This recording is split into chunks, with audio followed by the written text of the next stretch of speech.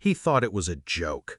At the dinner table, in front of his colleagues, their wives, and the woman who now wore my face, he lifted his glass and smirked. "Now I have two of you," he said, tapping her chin with his finger. "Guess who's the upgraded model?" Laughter. Forks scraping on porcelain. Heat rising in my chest, not from shame, but from something sharper. "I won't even have to miss you when you're out of town," he added, as if I were nothing more than a spare part in his collection. That was the moment he lost me. No tears, no outburst, just silence. And in silence, I became dangerous.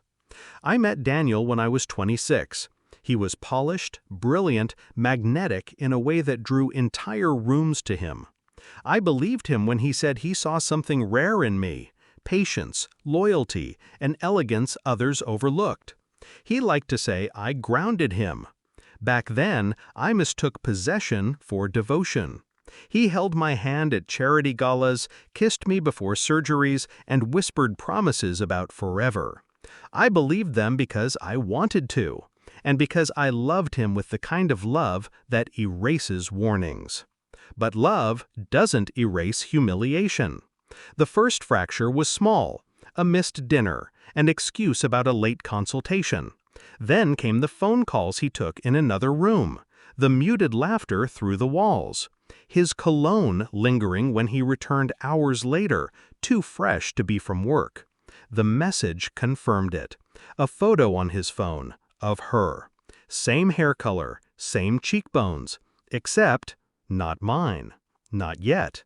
She had his hand on her thigh, and the caption read, "Almost ready for your masterpiece." I didn't scream, I didn't throw the phone.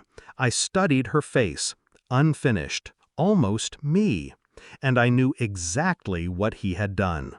Daniel was a surgeon who treated women's insecurities as clay. He molded, cut, and stitched until they looked like versions of his ideal. His craft gave him power. He had given her my face, my life's stage, my identity. But identity, like beauty, can be reconstructed. I waited. I smiled when required.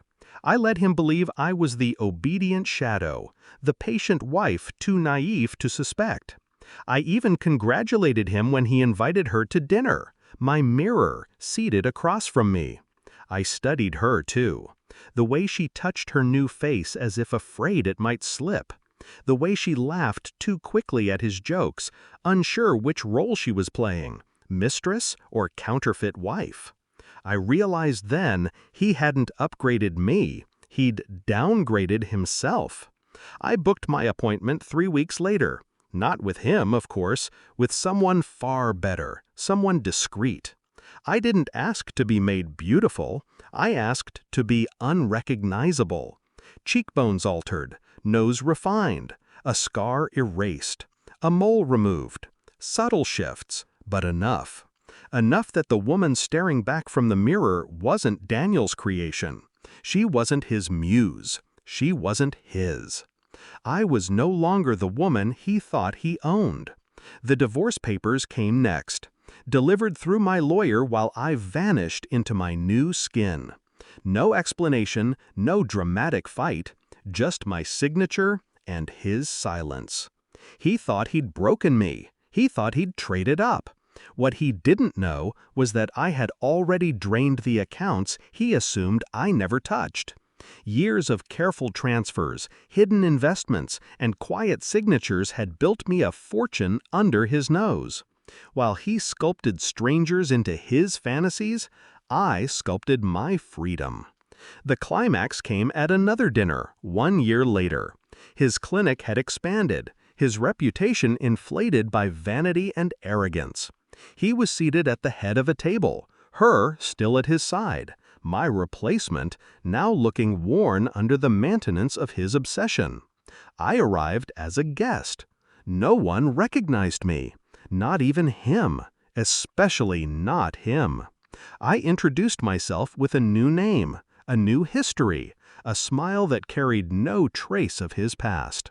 I watched him stare, unsettled, as if some part of him sensed familiarity but couldn't place it. He flirted, of course. He couldn't help himself. He leaned close, asked questions, offered compliments. His mistress, my counterfeit, watched, eyes narrowing. She recognized the danger before he did. That was the sweetest moment, watching his hunger betray him again, unaware that the woman he was chasing was the same one he had discarded. I left before dessert, leaving him unsettled, restless, craving what he could never have again. The papers were already filed, his finances already bled. The clinic he built with my investment sold. His reputation rotting with rumors I had carefully planted, whispers of malpractice, of vanity gone too far. By the time he realized the scale of what he'd lost, I was gone. Now I live in a city where no one knows my old name, where no one sees his shadow when they look at me. I am no longer his anchor, his project, his mirror. I am a ghost he will never stop chasing. And when he stares into the face of his mistress, the counterfeit he sculpted to replace me, I hope he sees it too.